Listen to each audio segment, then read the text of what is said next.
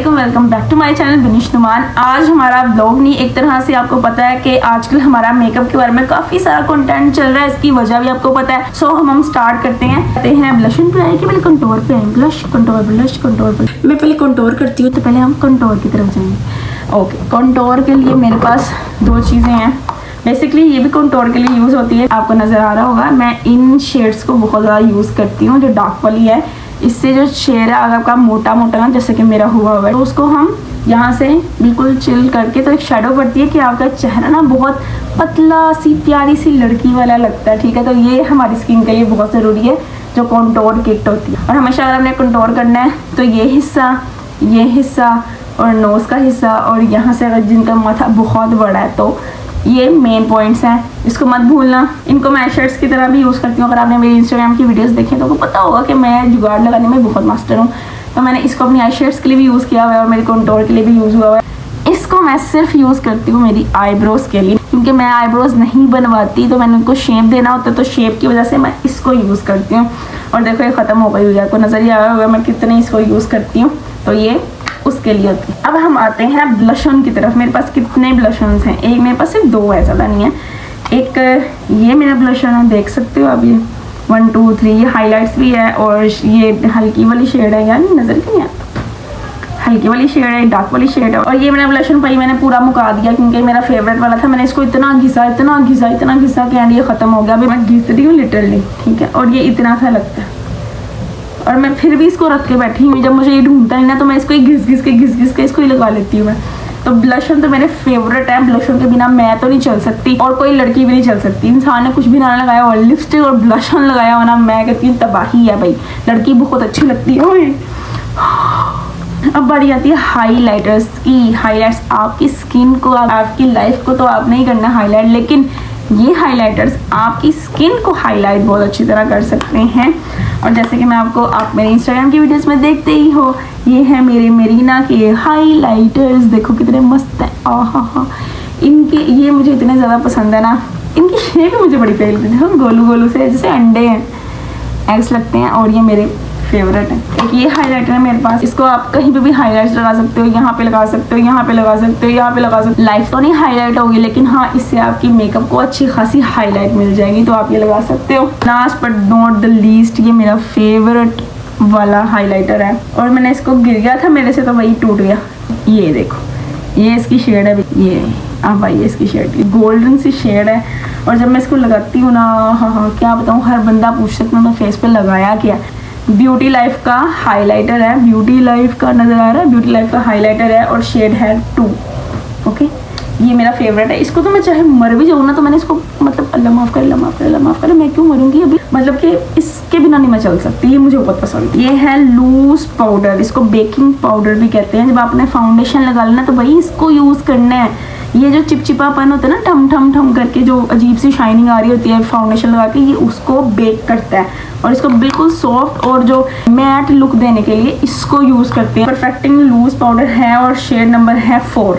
ये किसका है ये मुझे अभी नहीं पता। ये है भाई आपका फेस शाइनर। ये फेस शाइनर इतना अच्छा ना, ये देखो मैं आपको दिखाती हूँ, अगर नज़र आए तो। ये देखो, दिखे तो सारा ख़राब हो गया हुआ है, मैंने इसको अच्छा खासा ख़राब कर दिया, क्योंकि मैं इसको बहुत यूज़ करती हूँ। फेस शाइनर है, इससे आपका पूरा फेस बहुत अच्छी तरह से शाइन करेगा। तो गर्मी भी लगे ना आपको, और पसीना भी आ रहा हो, तो आपका फेस ये करीना कपूर की तरह चमक रहा होगा, ठीक है। तो ये वो वाला हाइलाइटर है। उसके बाद आता है बेस, मतलब कि जो ओल्ड बुढ़ी औरतें होती है ना, उनको फाउंडेशन की समझ नहीं होती फाउंडेशन क्या चीज़ है। तो जब उनको ही समझ नहीं ना आ रही होती, तो मैं पता क्या कहती, क्यों लगा रहे हो, बेस लो। तो बेस के लिए मैंने अपने पास रखा हुआ है। ये बेसिकली इंडियन है, कोई ब्रांड मुझे नहीं पता, कह रहे थे अच्छा है, मैट लुक देता है और वाटरप्रूफ भी है, तो ये अच्छा आ जाता है, ठीक है। तो ये बेस है, स्पंज से इसको ड्राई करके, गर्मी लग रही है मुझे बहुत ज़्यादा। अब ये है कॉम्पैक्ट, इसमें डबल शेड है इसकी, और इसके नीचे इसका स्पंज होता है। स्पंज मैंने निकाली, ये देखो इसके नीचे स्पंज है, और उसके बाद एक शेड है, उसके बाद दूसरी शेड, और यहाँ पे है मिरर।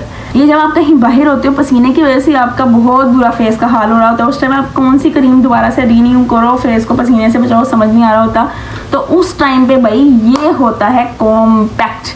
इसको आपने लाजमन अपनी भाई बैग के अंदर रखना होता है, इसके अलावा आपकी ज़िंदगी कैसे चलेगी आई डोंट नो। अगर मैंने कहीं पे जाना है ना भाई, तो मैं कुछ लेके जाऊँ या ना लेके जाऊँ, मैं लिपस्टिक, क्योंकि लिपस्टिक से मैं अपनी आई शेड भी बना लेती हूँ, ब्लश भी बना लेती हूँ और लिपस्टिक भी लगा लेती हूँ।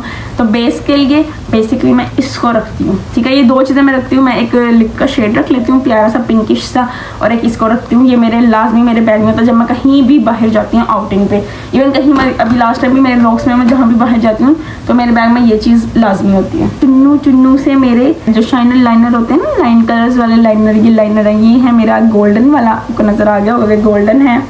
ये है सिल्वर कम शाइन वाला, और ये है सिल्वर ज़्यादा शाइन वाला, ठीक है। ज़्यादा शाइन छोटी शाइन, मेरे पास हर चीज़ 2-2 3-3 बार आए, क्योंकि मैं हर चीज़ ट्राई करती रहती हूँ, जो अच्छी है मैं फिर वो रखती हूँ ना, तो क्योंकि मुझे मेरा मेकअप परफेक्ट चाहिए।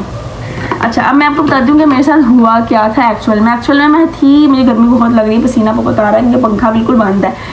एक्चुअली मसला ये हुआ था कि मैं थी आई थिंक 13 ईयर्स की थी, तो मैं गई थी भई अपनी कज़न्स की शादी में साहिवाल। वहाँ पर मुझे ना कोई भी बारात पे जा नहीं रहा था, क्योंकि उन्होंने जाना था गुजरा वाला एक बारात जानी थी। तो मेरी फ्रेंड, मेरी कज़न मतलब मेरी फ्रेंड थी, तो उन्होंने मुझे ना ज़बरदस्ती कहा कि नहीं तुम चलो। तो मैंने कहा भाई मेरे से तो मेकअप नहीं होना, मैं कैसे शादी में जाऊँगी बिना मेकअप के। तो उसने कहा नहीं मेरी बहन है वो कर देगी, हमें कर देगी मेकअप। मुझे मेरे घर वालों ने बड़ा रोका कि तुम ना जाओ, लेकिन मैंने उनके बिल्कुल नहीं सुनी, इसलिए घर वालों की हमेशा सुननी चाहिए। मेरे से उस दिन बहुत बुरा हुआ है, तो मैं उस दिन उसके कहने पे मैं रेडी होके एक तरह से घर वालों से जंग करके ना, और मैं वहाँ चली गई। वहाँ जाके क्या हुआ, जब वहाँ पर गाड़ी रुकी, वो एक लड़की ने कम से कम भी 10 से 15 लोगों का मेकअप करना था। उसमें कितनी ही औरतें थी जो एजेड थी, और लड़कियाँ, उन्होंने अपनी बहन का भी करना था, मेरी जो मुझे लेके गई थी उसका भी करना था। इतने सारे लोग थे और बारातों में बिल्कुल टाइम नहीं था। और उसमें मेरे साथ पता क्या हुआ कि मेरा बेस तो लगा, ठीक है, लिपस्टिक मेरी लगी, लिपस्टिक मेरी और लाइनर मेरी एक आंख में शेड थी, एक आंख में शेड नहीं थी, एक आंख में लाइनर था, एक आंख में लाइनर नहीं था, ब्लशर मेरा लगा नहीं हुआ था, और बिंदिया मेरी कहीं थी, और इतना बुरी तरह मेकअप था, गर्दन मेरी अलग लग रही थी, फेस मेरा अलग लग रहा था। वो दिन और आज का दिन वो लास्ट टाइम था, और तब मैंने ये डिसाइड किया था चाहे मैं मर जाऊँ, चाहे मुझे मेकअप ना आता हो, चाहे अपने आप को भूतनी बना लूँ, लेकिन मैं किसी और से मेकअप नहीं कर पाऊँगी। और उस दिन वहाँ पे हॉल में जाके मैं इतना रोई मैं मेकअप वहाँ पे जाके हॉल में। और तब उन्होंने तरस आकर उन्होंने मेरा सही से कहा मुँह धो के आओ, हम तुम्हारा मेकअप करते हैं। तब जाके हॉल में शादी के बीच में उन्होंने मेरा मेकअप किया था, और वो लास्ट एक्सपीरियंस था। तो उसके बाद मैंने कहा था ये अब ये लास्ट है, इसके बाद मैंने नहीं बर्दाश्त करना। तो उसके बाद से आज तक, इस एज तक भी मैं अपना मेकअप खुद करती हूँ, और आपको पता है मेरा मेकअप अब बहुत ज़्यादा अच्छा हो गया है, और इंशाल्लाह और बेटर होगा। तो मैं अपना सैलून खोल लूँगी इंशाल्लाह ताला।